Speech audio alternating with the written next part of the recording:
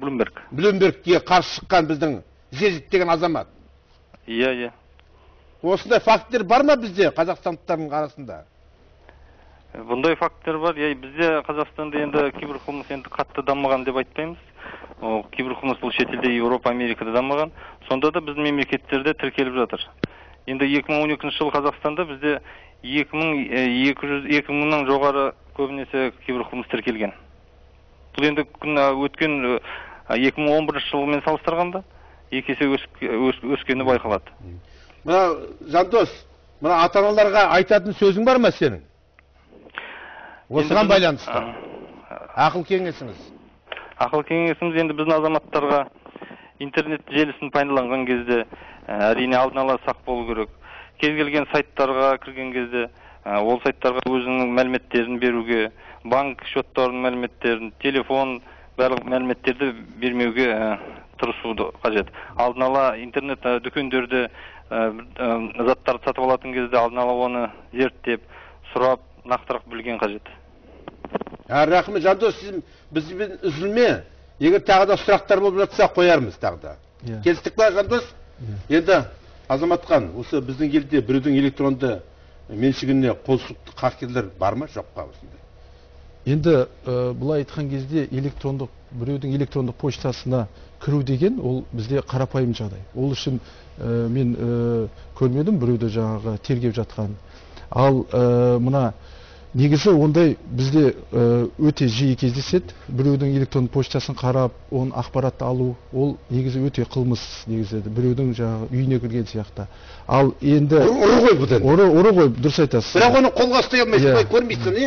Ал бұлай айтқан кезде енді қараңыз, бізде Қазақстан егеменді алды 20 жыл болды, дұрыс па? Біз енді осы 15 жылдың ішінде ақпарат технологиялар дамып жатыр. Бізде әрбір министрлік, әрбір жаңағы мемлекеттік ұйым өзінің электрондық жүйесін құрып жатыр. Мысалға айта кетейік, электрондық қаражат министрлігі, электрондық таможня, электрондық салық комитеті, электрондық әртүрлі ұйымдар бізде құрылып жатыр. Олардың қазір саны жүздеген болды.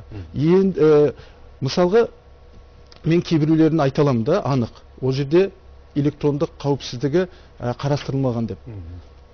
Ал кейбіреулерді бір жерде бір күнде тоқтатып тастауы мүмкін, дұрыс айтасыз. Ол жаңа айтамыз ғой, антивирус деген программа, ол бұл айтқанда ол ең үстінгі мәселе. Одан астыңғы мысалға транспорттық ортаны қауіпсіздігін қамтамасыз ету, жасалып жатқан бағдарламалардың қауіпсіздігін қамтамасыз ету, ол өте үлкен мәселе.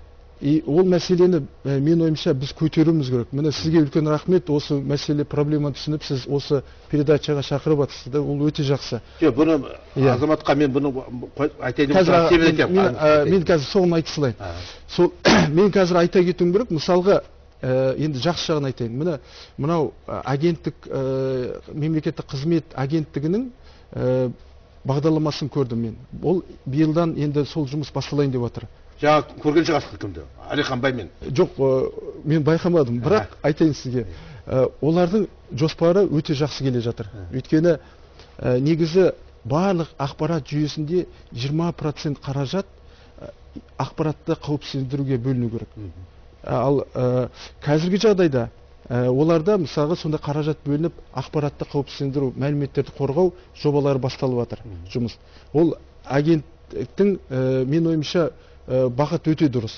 Ол енді мен мақтап айтқаным. Ал мысалы көптеген басқа жүйелер бар. Мысалға салық комитетін алайық. Салық комитетінде ол жерде барлық жүйені жасап жатқан Беларусияның компаниясы. Мен оған ешнәрсе айта алмаймын. Бірақ бізде Қазақстанда жоқ па сондай адамдар? Бізде 30 мыңға жуық болашақпен оқып келген қазақтың жастары бар бізде.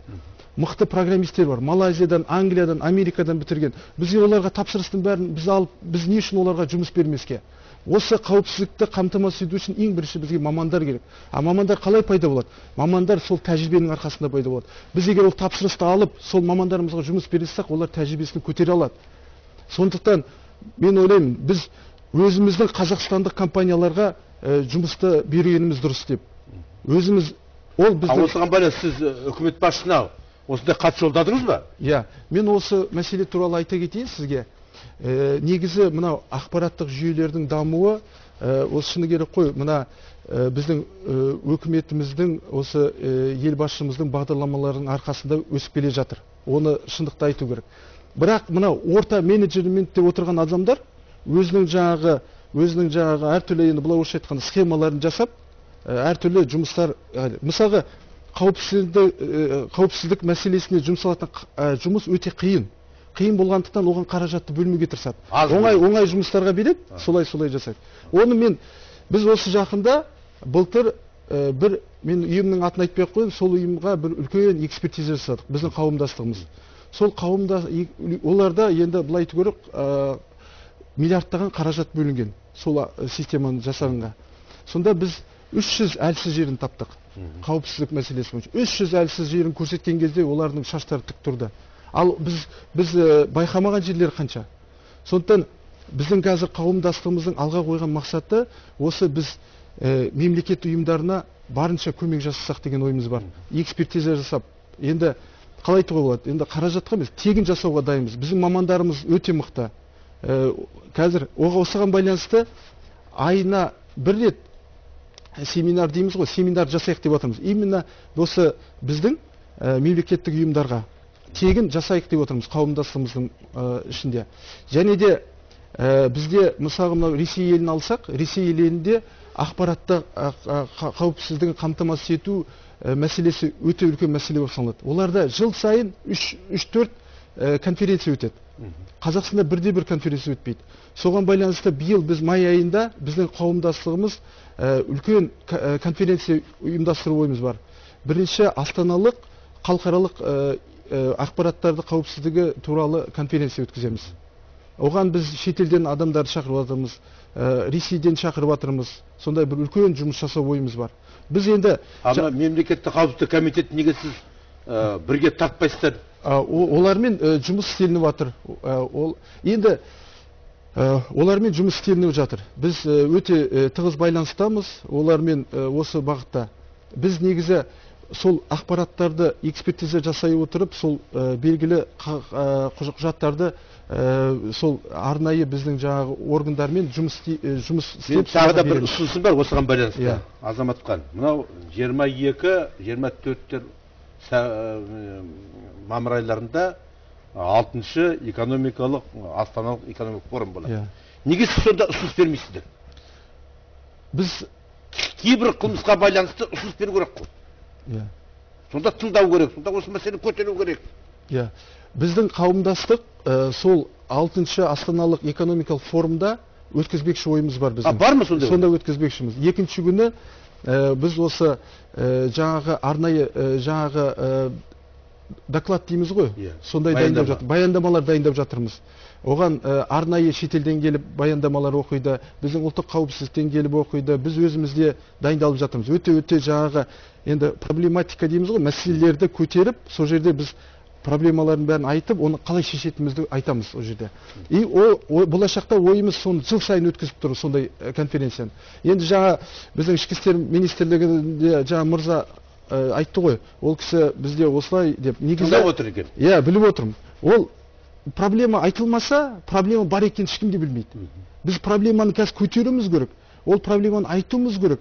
И ол проблемамен күрес жүргізуіміз керек. Өйткені Жандос, тыңдап тұрмын. Тыңдап отырсың ғой, бізде осыған байланысты ұсыныс, Азаматқан ұсынысына қалай қарайсың өзің? Жақсы қараймыз, жақсы ұсыныс бұл. Болашақта осы мәселені қозғау керек, көтеру керек сияқты деп мен ойлаймын. Дұрыс айтасыз, бірге жұмыс істеп, бірге жұмылдырып қарсы тұру керек бұл қылмысқа. Соның ішінде мынау біздің не дейді ғой, қауіпсіздік комитеті біріккен дұрыс шығар деп ойлаймын. Әрине біз ұлттық қауіпсіздік комитеті, қаржы полициясы және қоғамдық ұйымдармен бірге жұмыс істеп жатырмыз. Шында да Азаматқан айту дұрыс, басқа бір Украина елдерінің бағдарламаларын неткенше өзімізде осындай жастар болашақты бітіріп келген 30 мыңдай азаматтар бар екен. Неге соларды пайдаланбасқа деген ғой. Шында да маған тегін істеп береміз деген де ұсыныс айтқан ғой дейміз. Дұрыс. Жолда Жандос? Дұрыс қой да осындай пікір. Дұрыс айтасыз, мен қолдаймын сізді. Рахмет. Енді менің бір жылдық пайдаланған компьютердің несі әлгі антивирусы ма бағдарламасы Касперский бітті. Осында біздің азаматтар Қазақстан азаматтары неге жасамайды соны? Енді не жетпейді соған? мен бұл жерде басқа біреуге ақша жіберіп жатырмын, басқа елге жіберіп тұрмын ақшаның барлығын. Мен онда былай жалпылама айтып кетейін. Біздің Қазақстанның нарық бар ғой, нарық. Мынау мемлекет ұйымдары тапсырыс береді, мынау кәсіпорындар тапсырыс береді, жеке адамдардың тапсырыстары бар. Соны есептей келсек, біздің бір жылдық нарық бюджеті 500 миллион доллардай. Сол 500, мысалы сондай үлкен дәреженің 85%-ын шетелдік компаниялар істеп жатыр. Біздің Қазақстанның үлесіне бір 10-15% ғана тиіп отыр. Сол біздің қауымдастың қазір алға қойған мақсаты осыны 50%-ға дейін жеткізу, Қазақстанның компаниялар. Енді бұл жерде қарайық, мысалға біздің Қазақстанның бұл нарық, бұған былай айтқанда бизнес көзқараспен қарау керек. Мысалы компаниялар, олар фирмалар, олар әлеуметтік неде тегін жасамайды. Олардың жаңағы мысалы нарық болу керек. Мысалы біздің Қазақстанда 16 миллион халық тұрады. Біздің нарығымыз ол мысалы сондай антивирус программа жасағанда біздің нарығымыз ол келмейді. Ал біз андай қолданбалы бағдарламалар жасай аламыз. Мысалға жаңа мемлекеттік ұйымдардың тапсырыстарын бәрін өзіміз орындай аламыз. Одан біз мысалға айта кетейін. Түсіндім. Антивирус туралы айта кетейін. Мына антивирус программалар бойынша сіз Касперский дедіңіз, бұл Касперский Ресейдің бағдарламасы. Оны баласын ұрып кете жаздаған. Айта кету керек, мен сізге айтайын. Мына біз өзіміздің компаниямызда Макафи деген европалық бағдарламаны пайдаланамыз. Ол Макафи деген компания тек қана осы антивирус, осы қауіпсіздік мәселесімен айналысатын ғана компания. Қазір біз солармен бірігіп лаборатория жасап жатырмыз. Лаборатория жасап, жаңа семинарларды өткіземіз. Азаматхан, көрермендерге не айтасың? Айтшы. Маған қар, маған. Көрермендерге. Енді хакерлерден қалай қорғану керек? Мен ең бірінші мына қарапайым ережелер бар. Сол ережелерді ұстану керек. Мысалға айтайын, бірінші, мысалға бізде қалай, біріншіні айтайын, электрондық почта ашқан кезде бізде қалай, басында ойлайды, аша салдым бір деп, а оны кейін өзінің жұмысына пайдаланады. Әртүрлі мысалға құпия ақпараттар болуы мүмкін. Сондықтан электрондық почта ашқан кезде құпия сөзін, пароль сөзін өте күрделі жасау керек. Мысалға бізде қалай, өз атын, баласының атын қоя салады сондай. Ол мен сөйтейін, ол тез шешілетін. Ол хакерге ыңғайлы. Ең дұрысы, міне біріншісін айтайын. Мен туған күнім, айым, жылымды қоя салам. Міне символдардан жасау керек. Символдардан парольді жасау керек, күрделі қылып жасау керек. Және де 60 күн сайын, енді минимум 60 күн сайын ауыстырып тұру керек парольді. Сонда хакердің несіне түспейміз қапқанына. Екінші айтатын, екінші мынау компьютері бар, компьютер желілері бар. Тағы да бір кездесейік, Азаматхан, бізге берілген уақыт осымен тамам. Бүгін көзқарастың қонағы болған қазақстандық софтверлік компаниялар қауымдастығының президенті Азаматхан Әміртаев мырза. Келесі жүзгенше аман сау болыңыздар, құрметті көрермен. Қазақстан Республикасы Ішкі істер министрлігі криминалдық полиция комитетінің К басқармасының бөлім бастығы полиция майоры Жандос мырзаға көп рахмет. Ал сізге рахмет. Рахмет. Келгеніңізге.